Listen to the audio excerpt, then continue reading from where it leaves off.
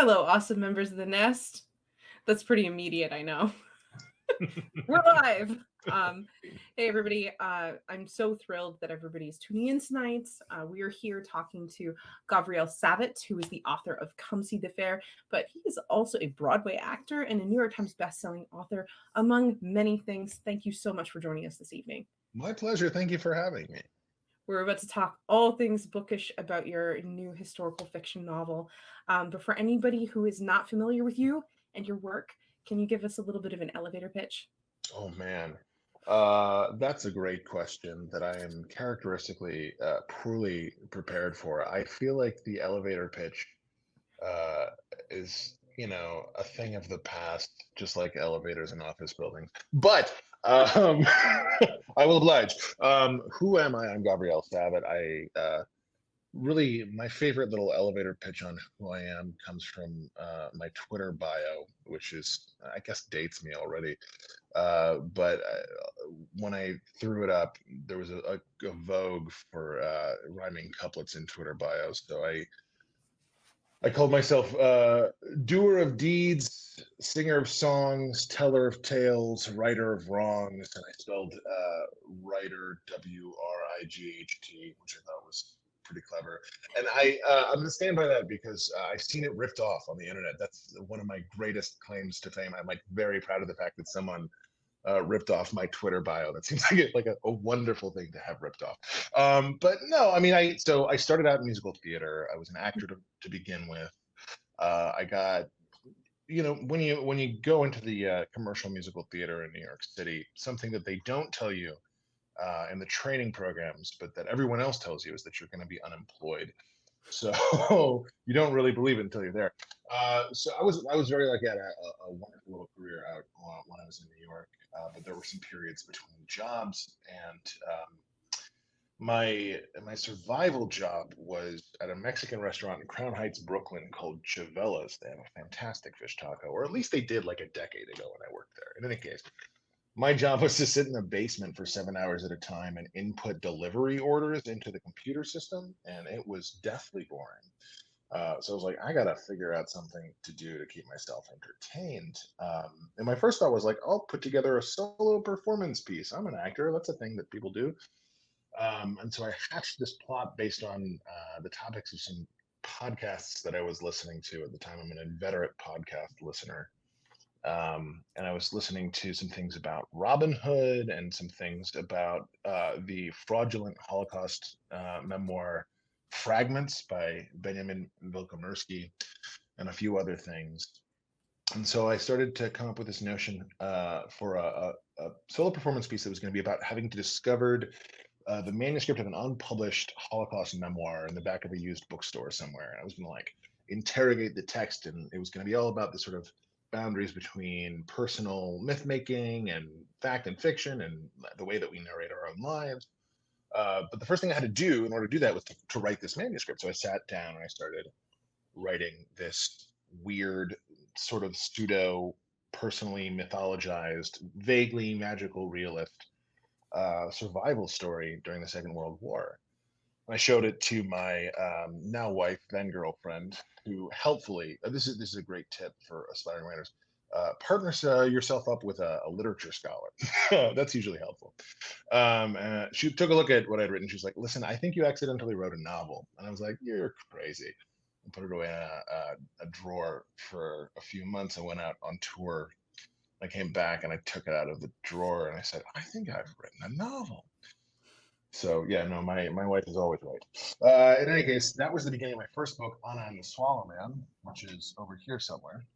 Um, and that sort of led me to fall backwards into writing. It was not ever particularly part of the plan, but I'd always been like a very committed reader as a child. I remember I once got in pretty bad trouble for bringing a Star Trek Deep Space Nine novelization to a baseball game that I was playing. The coach didn't like that at all. But listen, the book was more interesting than the game. So from there, I'm going to my next book, The Way Back.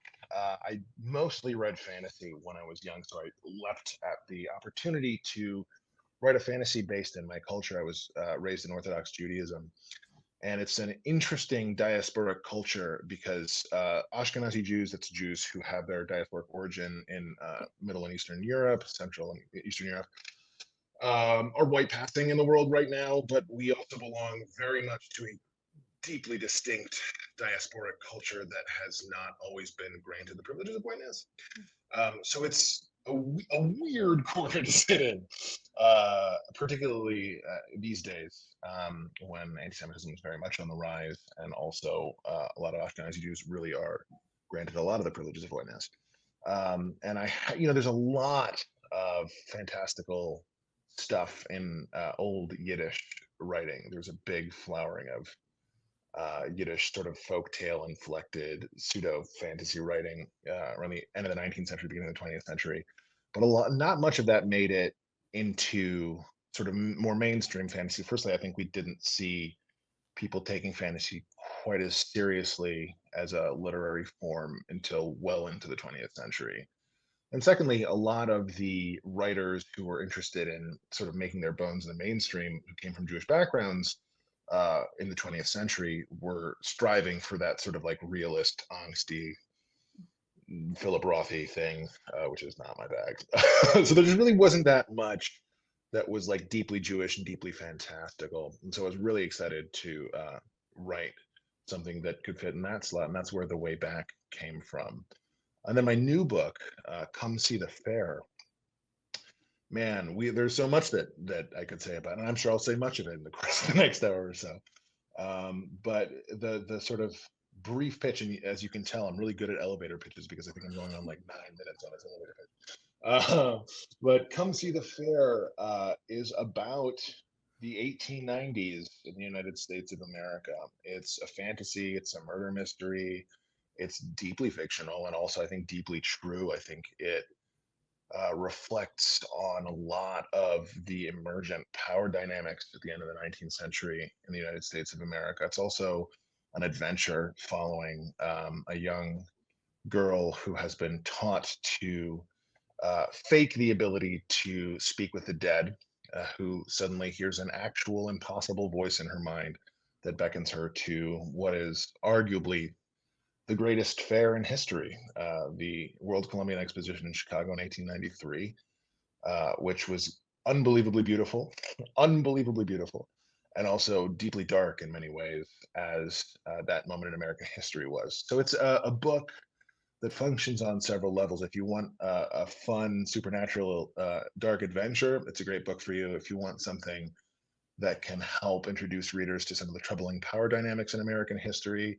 that they might not necessarily be aware of, it's a great one. And it's also, honestly, a book that depicts the survival of abuse in a way that can also be, I think, pretty useful for kids or even older people who have suffered that sort of experience.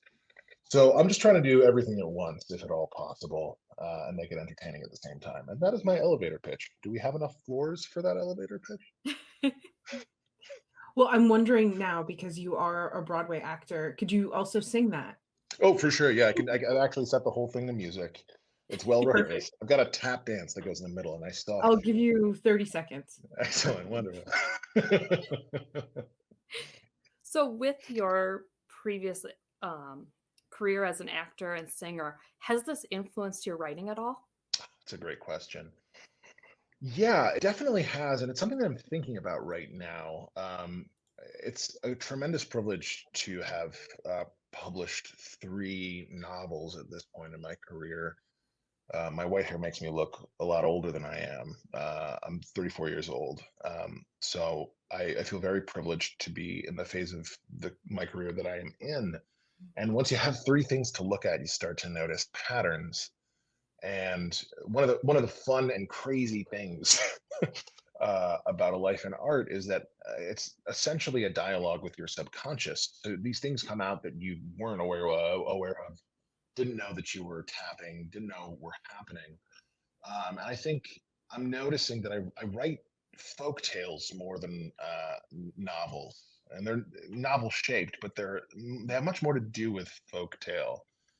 And I think what that does is it creates more of a first person experience, kind of video gamey terms. You slot into the driver's seat, so to speak, in my book, which is much the same as acting in a show, right? You've got a spot that you go into, and that's where you sort of experience the world from. And it can sometimes, I think, surprise people because folks are often much more used to psychological characters as opposed to the archetypes that I like to play with. But there's some, I wonderful psychological depictions of characters are fantastic, and they don't do quite the same thing as archetypes, right? Archetypes allow you to abstract a little bit easier, allow you to see symbolism and allegory and sort of thematic rhyme a little bit more easily, which is one of the things that folktale and fairy tale are about. So yeah, no, I think to a certain extent, um, you know, my experience having been in theater for a fair amount of time has shaped what I consider to be uh, an immersive experience of narrative. You know, um, yeah, and I'm sure once I have 3 more books under my belt and I've talked to my subconscious a little bit more, I'll have more of an answer to that question. But definitely, no, I definitely think, and I often I have also noticed I tend to elide um, long passage of time in my books. They tend to sort of start at the beginning and go until the end. Whereas in other kinds of novels, you might have sort of reflective pauses that don't tend to come out in my writing very much. And I think that also has to do with the sort of experience of strapping in at the beginning of a narrative, like you would at the beginning of a play, and sort of following the dramatic arc pretty closely until a quick conclusion. Again, I also think that's kind of what we go for in narrative these days. I mean, think about television, right? We're not really in an age anymore where you have a week between episodes. The season drops and you go straight through. I think there is a bit more of an appetite for a dramatic narrative that's going to grab hold of you and not really let go until the end. God knows. I mean, I as a you guys know, as literary professionals, it's hard to resist the siren song of the smartphone, right? Like there's so many things that compete for attention. So if the roller coaster ride of a novel doesn't keep the momentum going, often you just put it down too much, and you lose track of important sort of self-reference in the narrative arc, which particularly for somebody who works in a folktale aesthetic, like you have to keep track of the symbols in order to be able to decode the meaning of the narrative. So yeah, that's a sort of rambling answer to a nice succinct question.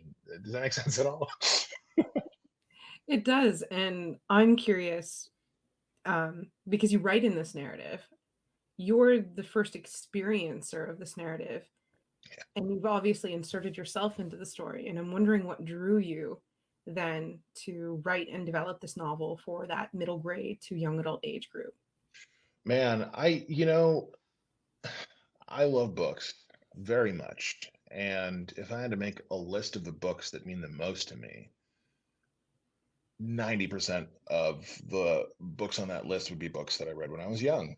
I think, it's a privilege to be able to hang out with young people and tell them stories, because when we're in the YA and middle grade readership age range, we haven't erected the kind of cynical barriers between narrative experience and our own like private souls that we kind of have to as we go on to be productive adults. Like I wish we didn't, but that seems to be how it goes. um, so in some ways, I think there's a reason that the deep fairy tales that tell the dark truths about the sort of spiritual magical beauty of the world and its dark underside, like those are always kids narratives. Adults don't have the stomach for that stuff most of the time, to be honest with you. Yeah, so I certainly come see the fair. I think Another thing that I really like to play with generic convention in my writing. I like you to feel like the sort of narrative shapes are familiar, and then I like you to start feeling like they're less familiar than you thought they were. Um, so one of the things about Come See the Fair is that it's about an experience of wonder and a disappointment at the abuse of wonder that is really only available to someone who's young. So I don't, I can imagine having written a book about survival during the Second World War that didn't need to be a young people's novel. I can imagine writing an Ashkenazi fantasy that didn't need to be a young people's novel. I think Come See the Fair is thoroughly like dyed in the wool about how it is to not believe in magic, to understand magic fundamentally, and then to see it turned around and to see the sort of bugs crawling beneath the rock of magic, you know?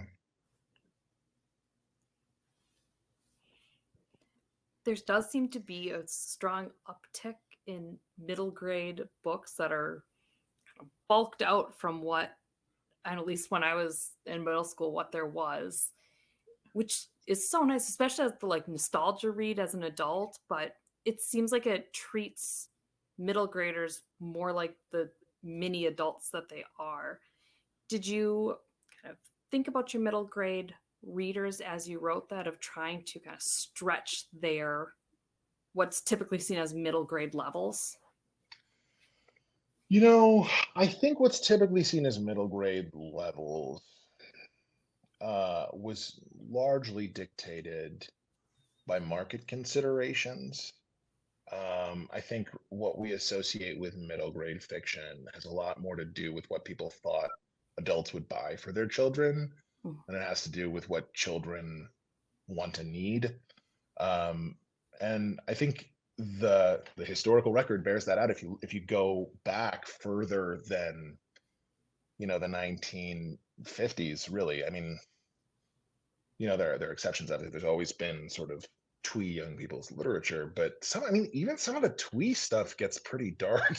Mm-hmm. And that makes sense, right? Like, I think, I'm very, very privileged to be the father of a 2-year-old and a 4-year-old.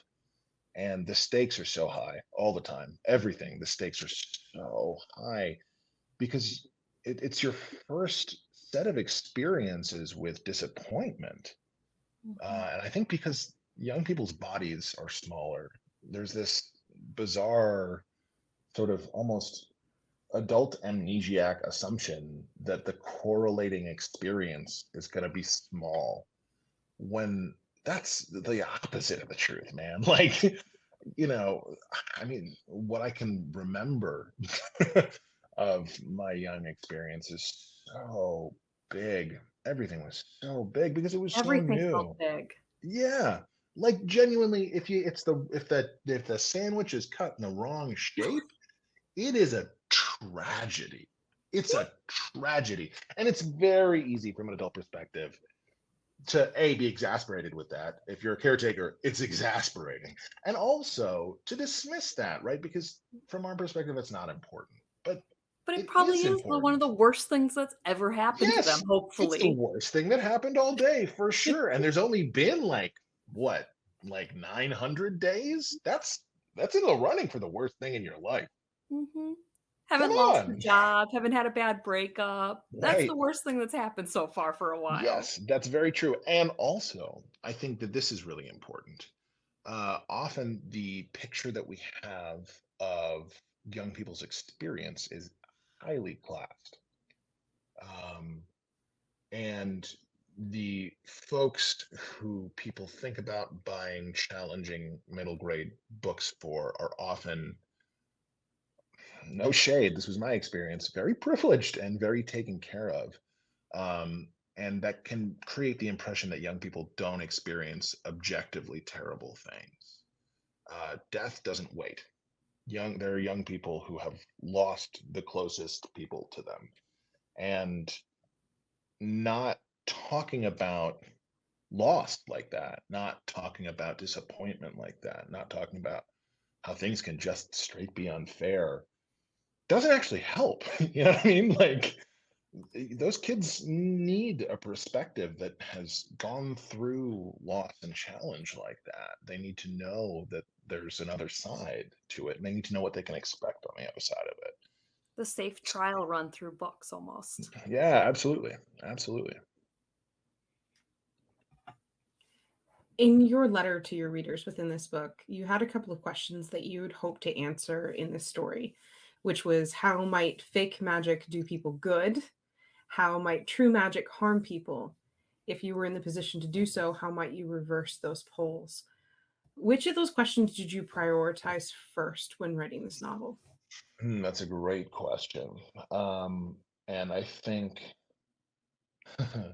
I think it's one question, really. I mean, there's we live in a historical period that is shaped by an intellectual current that people call the Enlightenment, which is biased. Um, we have all grown up in an environment in which the notion that thought and intellectualism and rationalism are in some ways perfect and inviolable and like native to human animals. And I suppose there is a degree to which human animals are reasonable, and there's also a degree to which human animals are fundamentally and a reasonable. And we used to know that. We used to have magic in our lives that didn't need to also accord with rules of reason and logic. And now we have this question, do you believe in magic? Which is much like the term enlightenment, a biased question, right? It's as if magic requires your participation to make it effective, which I suppose is true, but no more true than the notion that reason requires your participation to make it effective. Which is all to say that people often look at instances of what I would call magic and say, I can explain this rationally. I can tell you how it works. I can isolate the things that are really at play. And they may be able to, I mean, the genesis, as you'll know if you read that introductory letter, one of the geneses of Come See the Fair, I went to a ham-fisted seance in Central Illinois when I was living there. It was an incredible experience because the medium, I apologize if this ever gets back to him, not particularly good. Not particularly good. I mean, the messages that came back from the beyond repeated themselves and were like very idiosyncratic to this own dude's priorities. Like, more than once he told someone that their dog should be getting less sodium in their diet, which is like, I don't feel like two different departed souls are going to come back and say that. I just don't think that's how it's going to work. However, despite the fact that you're sitting there from a reasonable perspective and going, I see how these strings are connected. I see how these gears are working. Every time this guy adopted the posture of intuition, that he felt that he was on to something that was impossible for him to know, palpably in that room, everyone leaned forward. Everyone was like, oh man, what's going on here? And that's real, right? Like, just because you can say, okay, he's making educated guesses, or he's got, patterns of human behavior that he knows that are likely to be common in the room, that doesn't make the sensation, the communal sensation, less real. It's, in fact, a very bizarre thing to think that because you can intellectually understand something, it makes the feelings go away. Like, that's just not how it works. Which is to say that, like, fake magic is real. And corollarily, real magic is fake. And, that can be harmful if people take advantage of the fact. We can see it. People are very apt to abuse the native, and irrational qualities of human beings in the world today. You don't have to look far. No. And also, it can be tremendously, tremendously healing and beautiful and transcendent. Um, and I guess I just, it's important to warn people that you can't always trust the magic because in any representation of magic worth its salt, there's a dark side. There's always a dark side. Magic is not an inherently good force. It's an amoral force, right? Magic is just on its own out there, and we interact with it at our peril and also often to our great enrichment. Which is all to say, I think it's one question. How do you trust the magic? How do you allow yourself to trust the falsehood of the magic? How do you allow yourself to switch the poles and say, okay, this is not false magic. Whatever is false here is not necessarily with the magic, without exposing yourself too much to damage and trauma. And it's a hard question. I mean, I think often in middle grade fiction, uh, we expect an easy answer or a pat answer, a nice bow on the end of the narrative, and you're not going to find that in Come See the Fair, because the term reverse the poles in that letter is a deliberate term. It's an electrical term. And one of the things that was going on in the 1890s, right, was the process of the electrification of the United States of America, which displaces a deep magical force, which is fire, which has been a constant human companion in magical ways since we could reasonably call ourselves human.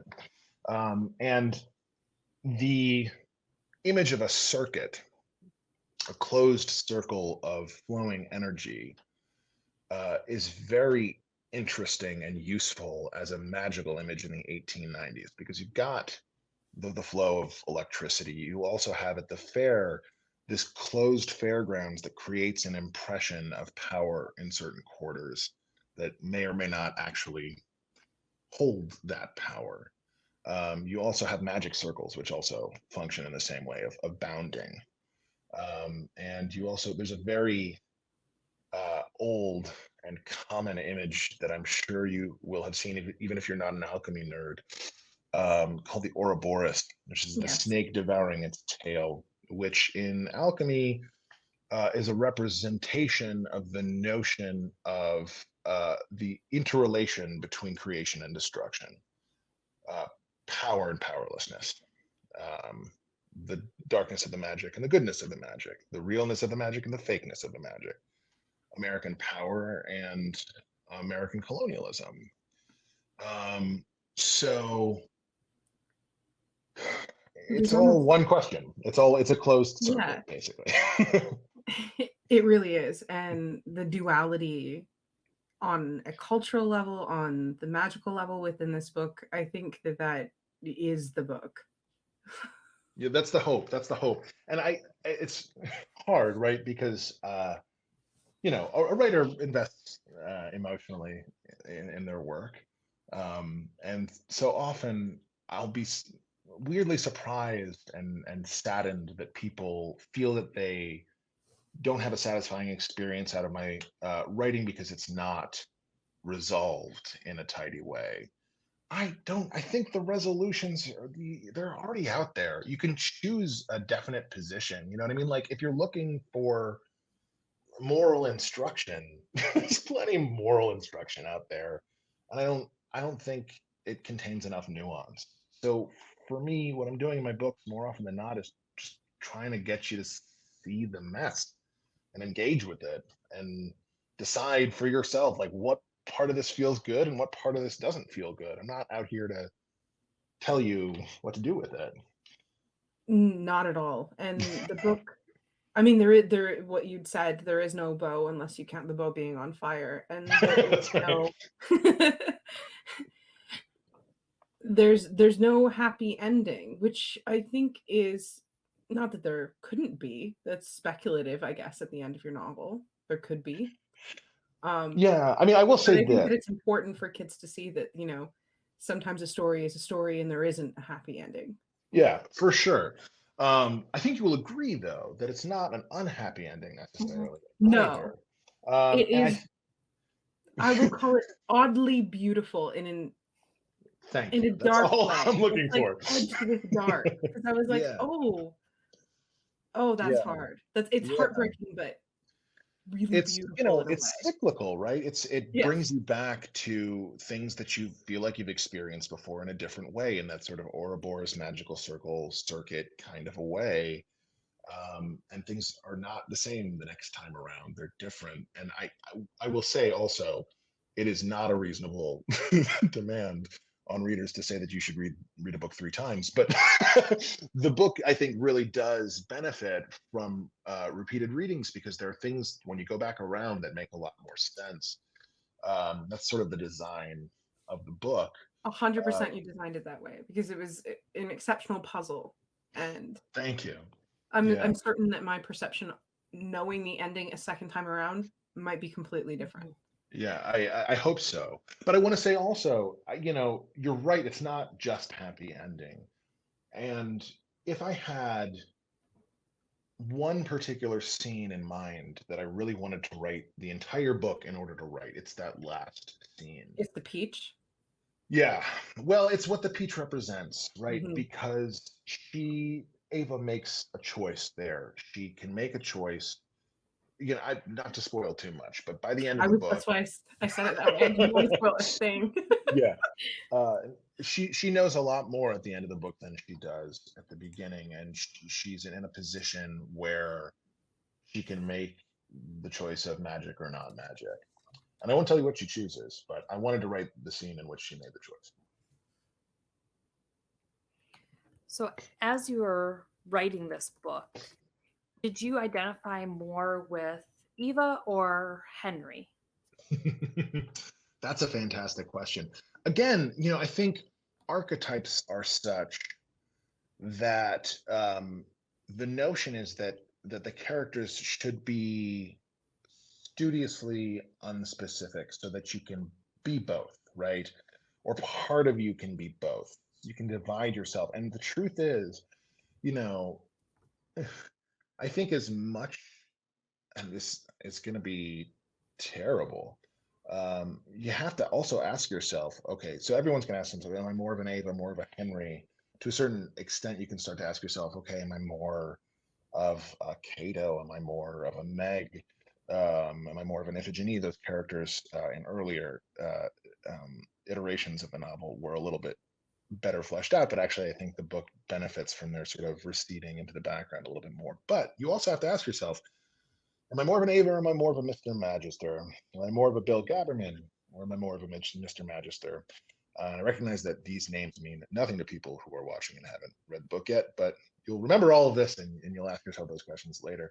And because of the cyclical nature of the book, the bound together nature of the book, I think one of the theses of the book is that there is no Ava without Mr. Magister. There's no Mr. Magister without Ava. And that's one of the dark and terrible things about the book, right? I think survivors of abuse will recognize the fact that their abusers make them who they are in a certain way. And that is inescapable. And it's not, at a certain point, you can't fight that anymore. You have to be okay with who you are in light of your abuse in order to love yourself and be proud of yourself and move forward along the circle, hopefully not to a place of further abuse, as happens unfortunately sometimes. But yeah, no, the interconnectedness of those characters. Certainly, there's no Henry without Ava. There's no Ava without Henry. I think they're symbiotic in a lot of ways. But in a lot of ways, all of these characters who find themselves wired into the machine of Mr. Magister, literally or figuratively, as the case may be, uh, become part of one another. And you find that also in some of this alchemical material and some of this occult material, which is also really very much in the air in the 1890s. The 1890s was a period of immense occultist flowering. both in Britain and the United States of America. And occult is kind of a dirty word these days. People associate it with like devil worship and stuff. But occult just means hidden. And occultism in the history of Western thought is basically like minority knowledge, minority ways of constructing the universe. So when I say that this notion of the all being indivisibly part of the segment and the segment being a perfect representation of the all is deep in occultism, I don't mean that it's deep in devil worship. I mean that it's deep in ways that educated magical thinkers about the world have been saying for hundreds and hundreds of years. Take it or leave it, I suppose. So what I take from that is that you are the Ouroboros in this story.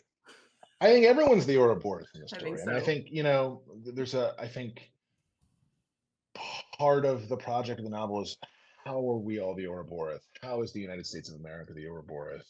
Which, you know,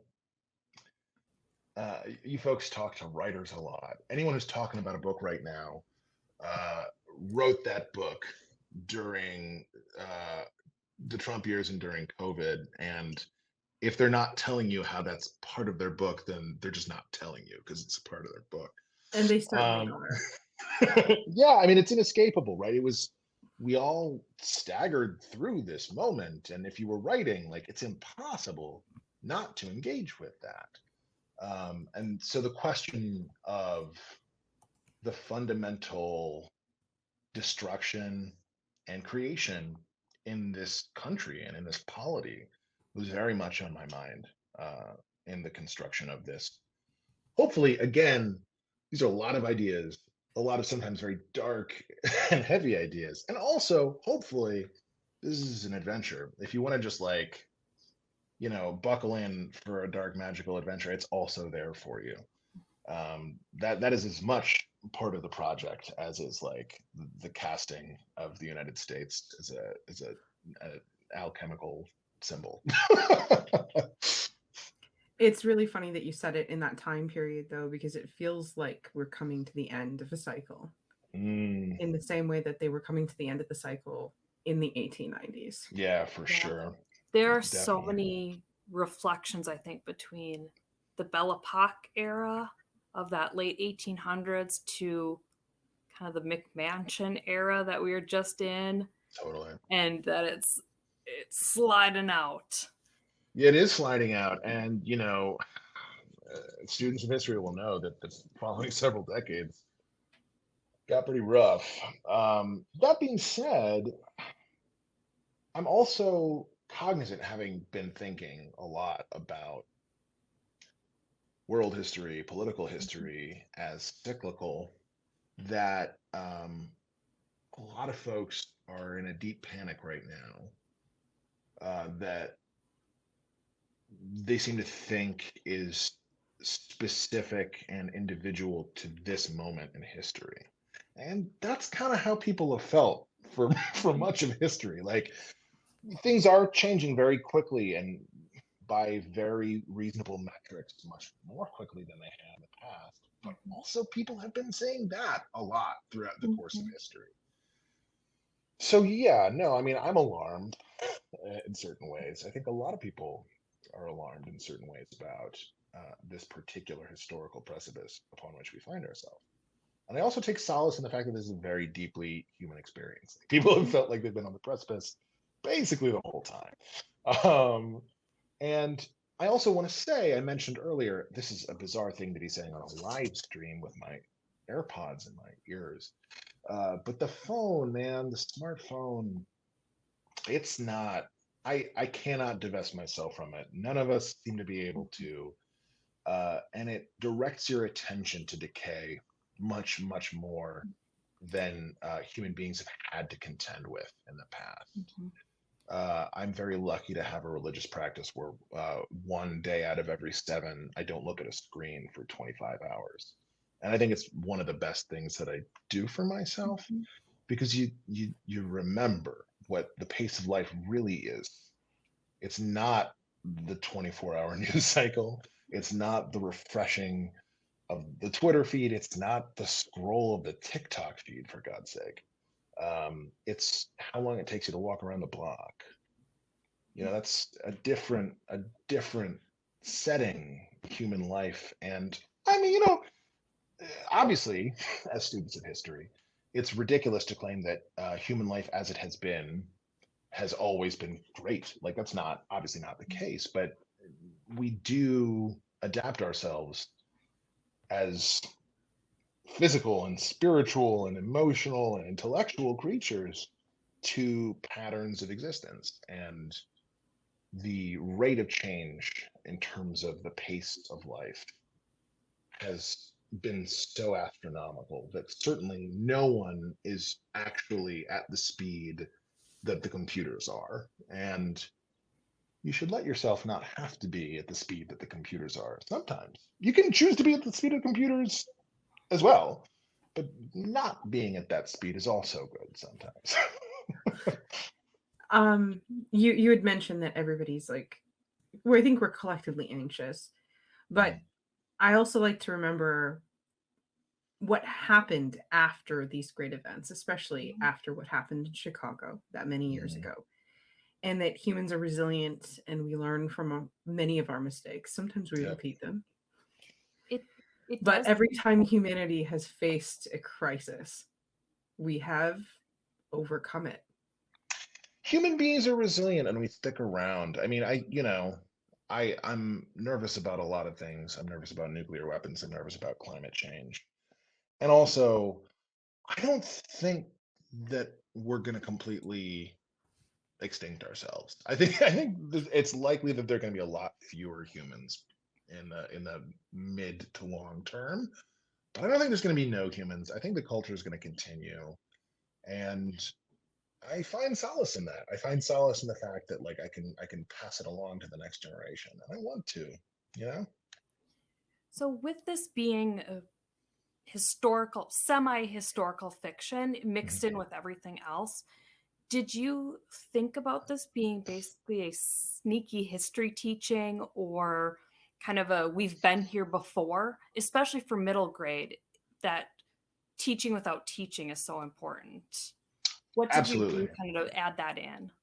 Yeah, I mean, firstly, I think you're right. Teaching without teaching is the most important thing. I am a dyed-in-the-wool autodidact. Anytime someone tries to show me anything, I'm like, step out of the way. I got to learn it myself. And one has this incredible, I know I've just been talking down the computers, but one has this incredible tool as a writer in the 21st century, particularly when you're writing about a historical phenomenon like the World Columbian Exposition, which I believe has been written about more than any other event in the history of the state of Illinois. You can find everything out. And that affords this incredible opportunity of immersion in history.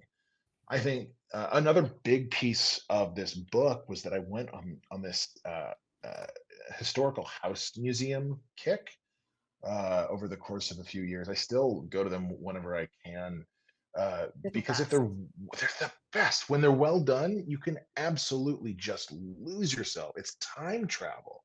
I got married in one. I love them. Fantastic.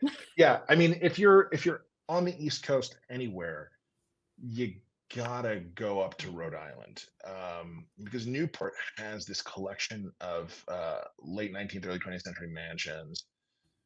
I went up there. I lived in Connecticut for a year, and near the end of that year, I like a field trip. I'm an immersive, student of history kind of a guy. And I'd been looking around on the internet, like what's nearby. We're about to move. Like, what can we do?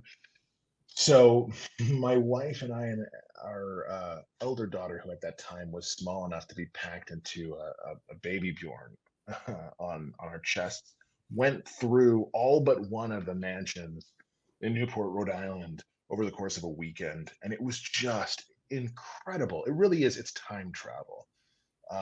And the experience of stepping into the physical environment of a different time period is so much better than seeing it on a screen. It's frankly often a lot better than reading it on a page. And because there's so much available, about the World's Columbian Exposition, you can give imaginative detail that pops the world into 4 dimensions. You know, I I love research, and it can often really get in the way as a person who loves research. If you are a writer who gets obsessed with details, you can choke your reader with details and they lose the thread of the story. They're not, it's too much. Turned But into when there's Moby Dick, first 3 chapters are about absolutely, whaling. like who, come on, guy. Yeah. But when there's such a richness of them that you don't feel like you have to use every single one of them, there's still this abundance. How often do you get to describe aroma in historical fiction? That's such aroma and flavor are such key sensual experiences, and they're so rarely properly exploited in fiction.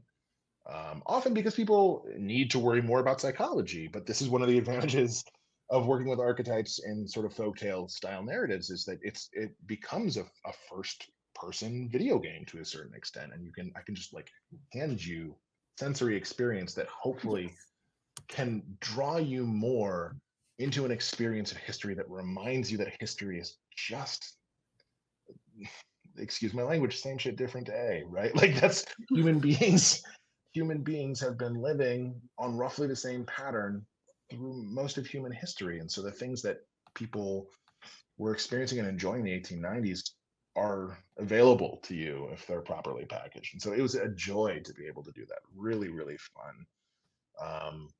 And also, I think in line with the sort of magical aesthetic of the book, right? The book wants to be a beguilement, a sort of sensual. The term's not quite right, but it also has certain colors that are appropriate. Seduction, right? Like it wants to draw you in via your senses, to to your enrichment and your detriment. But yeah, no, definitely teaching without teaching, giving the first person experience of history, deeply, deeply important in the book. Were there any scenes that you really wanted to include that you didn't get to? It's great. I mean, I talked a little bit about the fact that there are certain characters who start to show up in the second half of the book that we got to spend more time with in earlier drafts. But I am very devoted, and this is maybe another part of the theatrical upbringing. I'm devoted to cutting the stuff that slows you down too much, even if it's rich. Yeah. I think that's the only way. When I sometimes teach writing, and one of my dicta is the follow your self-loathing, right? Like if you get to something that you've written and you're like, oh God, then that's a very important signal from your writing. So yeah, there were things that there were sandboxes that I wanted to play in more, but I don't think the reader needed to go on those detours as much. And that's part of the editorial process. You gotta leave behind the extra weight, at least until we make the film version, and then the inevitable television adaptation of the film version, and the Broadway musical version of the film, and then we can put all Absolutely. the And then you can have a director's cut. absolutely, yeah. Properly 5 hours long. Absolutely, yeah, without question. Well, that's the best part about now the binge shows. You can make a 10-hour extravaganza of a It's full true. book. No cutting needed. It's true. And also, I mean, look, I grew up, as you can see, very much with this wonderful series of books that magically no longer has an author. And I will be cautiously fascinated to see what they do in turning each one of those books into a season of television. You can sure do it with some of the later books, and some of the earlier books, love them as I do, are light, and that's part of their appeal as a novel, and they don't bear that much scrutiny. Like that's part of the sort of charm and spell of Harry Potter, is that you walk into a world that feels sort of a little tongue in cheek, a little Lewis Carroll-y, a little like the wordplay. The Diagon Alley. There's still like there are character names in the first couple of books that are just straight up puns that she never would have put in later books, because by the time you got to later books, those were characters rather than puns. So I'll be interested to see how much of the expansion of the early part of that series, which is what they're gonna have to deal with first, really makes the transition to the screen. You know what I mean? Well, there are some lighter series and I mean very lighter series. You could use Bridgerton as an example, whether or not it's historically accurate. I know maybe it's not your favorite. But those novels are nothing but like cotton candy for your brain, and yet they've managed to take one of those books and make it into an entire world and series and things like that. But That's for super true. you, I'd like to know which of your books you'd love to see turned into a television show. Oh man, I really, one of my great joys in creative work is seeing other artists react to my work. Um, the way that I celebrate the launch of a book is that I listen to the audiobook, and it rarely takes me longer than a few days to burn through it, because it's just such a joy to hear a great actor telling you your own story. I also really love, when cover art comes through, man, it's such a joy to see someone else, realizing the things that just have played in your own hippocampus for so many months. So the answer is all of it, please and thank you. I'm super excited that The Way Back is in development to be a feature film. Scott Frank of The Queen's Gambit and Karen Rosenfeld of the Twilight series are producing, and there's currently an adaptation in preparation by Taffy Brodesser-Akner, who wrote the novel and then adapted and show ran Fleischman is in Trouble. So that's like super duper exciting. But yeah, no, the answer is I'm big then, no pressure. right. Yeah. No, all of it. It should all be adapted all the time. I will attend your elementary school skits in the cafetorium. Like, yeah, no, everyone. I truly appreciate how not humble you are about that too, because I've spoken to so many authors who have been like, "Oh, if it ever happens, it happens," and I would be truly grateful. But Gavriel is here like, "You should adapt every single Do one it. of my books. I will be the first Absolutely. person in line. Yeah. Look, I will sing the score on my." Absolutely, tattoo it on my forehead. No, listen, I mean, there are plenty of areas when I will adopt a posture of humility, but like, am I going to lie to you? No, I would love to see these stories in other media. And that's one of the things, right? Is like the reason that I so enjoy, one of the many reasons that I so enjoy celebrating a release by listening to the audiobook, is by the time you put out a book, you have stared at every sentence of that thing so long. You can't see it anymore. You've read it too often. You've rewritten it too often. You can't experience it anymore. And when someone remakes it for you, you can suddenly have a realization again of like, oh, this is what I was going for. This is where we were shooting. You know what I mean? You get to join the audience again for a second. And honestly, it's certainly my experience. I think it's a common experience for creators. Like you make things because you want to consume them to a certain extent, and you can't. Like that's the cruelty of it, right? So having these opportunities where someone does you the honor of saying like this is worth spending creative time on, to then be able to sit down with your popcorn, man, that's the best. So you Yeah, and I mentioned don't think you should be humble about it. I want to see more authors step up there and say, "Yeah, absolutely," because it is deserving of it. Thank you. so you mentioned seeing the cover art come to life. So we love fun covers here. Did you have much say in the design, and can you share how the cover was created for your most recent book? Yeah. So this one was interesting. This book, this is it, by the way. It's right here. I'm trying to like tilt it properly. My general MO is to trust people as much as possible. And to my detriment sometimes. Sometimes I should speak up more when I think something isn't working.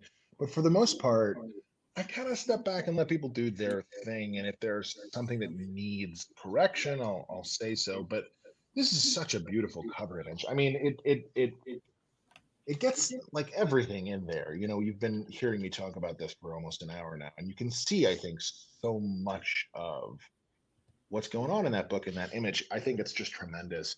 And there are also really wonderful internal illustrations that I had so much fun with.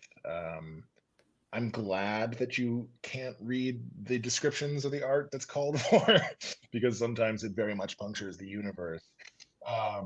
But you know, getting able to sit there and stipulate, okay, this is the cool drawing that I want someone to make for me. It's like that's one of the cooler parts of the job for sure. And it's almost epistolary. I like that it starts out with the fair poster. For 'Cause sure. I'm a really big fan of historical looking invitations and storefronts and stuff like that. It's just a very Yeah. cool aesthetic. Me too. And there's so much great like print culture in the 1890s. That was a Mhm. big part of the thinking, is that, like, you know, novels are wonderful, prose is wonderful, fiction is wonderful, and we don't have some of the tools that other art forms have. You know, I can't play music for you in my writing, and that's, you know, in film and television, other media, like, they can, and that's a tremendous advantage artistically. One thing that I can do is show you print culture, and that can be really evocative of period and place. And so I'm all for taking the tools that are in the toolbox. I mean, alternatively, with your skill set, you could go on TikTok and sing your novel, Oh, just the and I whole feel like thing, you top to might go bottom. viral. But please feel free to take that as a suggestion and Yeah, I'm gonna go steal it. We'll run meet with back that. here in like 15 minutes. Yeah. I have a member of the nest who always likes me to ask this question, so I'm going to ask it, Lydia, before I forget completely. Yes. Gavriel, where can readers get signed copies of Come See the Fair? That is a great question. That's a fantastic question. It's okay to say you don't know, and you'll get back to me. So I live in St. Louis, and there's a fantastic bookshop here called the Novel Neighbor. I'm Ooh. actually doing an event with them this Thursday night for anyone who's in the area. But if you want a signed copy, get in touch with the folks at the Novel Neighbor in St. Louis, and I will absolutely go in and sign as many books as y'all want. Awesome. Thank you very much. Mm-hmm. And ultimately, the really cool thing about middle grade books is that while they are written for that age range, YA included, there are many, many adult readers of that genre. I'm wondering what you hope each of these demographics takes away from your novel. Yeah. I mean, in some ways, it's the struggle with the circuity and the interconnectedness of it. The fact that you can't have the magic without the darkness, and conversely, that where there's darkness, you can find magic. And that the magic survives the darkness. I think that's maybe it. I don't want to spoil too much, but that last scene where she makes the choice, for me, that's the point of the novel. That's the point of the novel. I have alluded to this a little bit, but it's in certain ways a representation of abuse, this novel. And when you suffer abuse, there are times when it feels unbearably heavy, and you're not sure that there's another side to it. And there is. There's another side to it.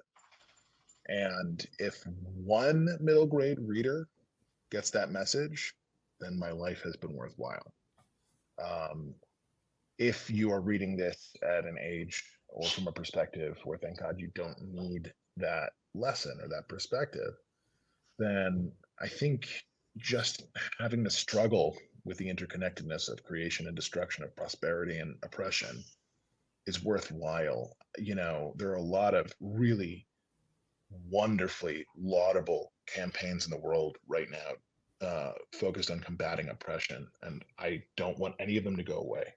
And also, we have to think carefully and critically about our aspirations, because some of the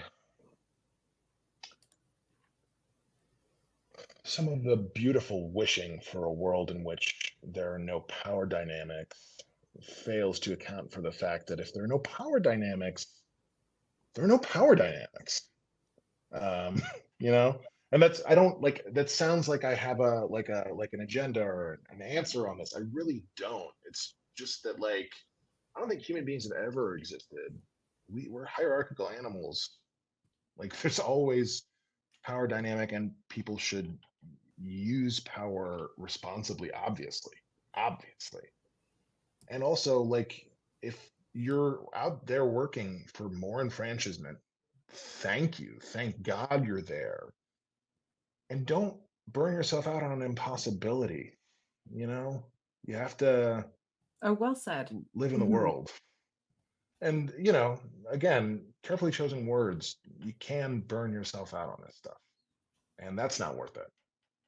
So fight the good fight, and don't burn yourself. Oh, yeah. I like that. It goes very well hand in hand with the end of that book. Thank you. Gavriel, thank you so much for joining us in the nest this evening. Oh, it was my pleasure. I can't believe it's been an hour already. I could go another 3. We'll have to have you back. It'd be a pleasure. And thank you to the Nest for being here. Our next author chat is happening on Friday, April 28th at 8 p.m. Eastern Standard Time, 5 p.m. Pacific. And if you're a fan of thrillers, then you'll definitely want to tune in to Kara Thomas, who's the author of Out of the Ashes. I won't be here because I'm actually headed west. Y'all, I'm going to y'all west, and you will be able to see some awesome interviews with authors like Simone Chinani, Kaylee Smith, Alex Astor. I'm going to be hanging out there all day, and I'm going to be getting you guys some behind the scenes and exclusive interviews with some of your favorite authors heading to y'all west. I hope you guys have a fantastic rest of your evening, however many hours that might be, and have a great week. I'll see you in 2.